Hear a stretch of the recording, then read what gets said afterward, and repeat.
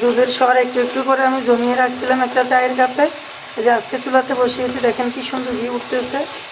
আপনারা যদি ঘি উঠাইতে চান এরকম গরুর খাঁটি দুধ থেকে দুধের সরটা উঠিয়ে রাখবেন, তারপরে সেটা থেকে ঘি উঠবে।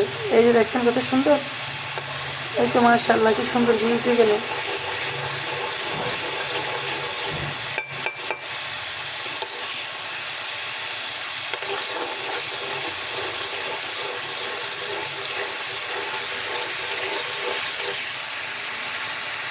এভাবে আপনারাও চাইলে নিজের হাতে খাঁটি ঘি বানিয়ে খেতে পারেন। দেখছেন কি সুন্দর, মাশাআল্লাহ মাশাআল্লাহ। এই দুধ বাড়ি থেকে আমার মা আমাকে দিয়েছিল, সেখান থেকে আমি একটু একটু করে জমায় রাখছি। কত সুন্দর ঘি হয়ে গেছে। ঘি উঠানো কিন্তু একেবারে সহজ, একদম সহজ কাজ। এই যে কি সুন্দর চুলাতে বসালাম আর ঘি উঠে গেল।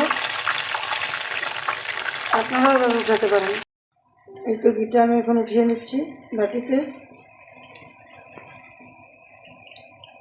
আমি এর আগেও উঠাইছিলাম আর অনেকবার ঘি।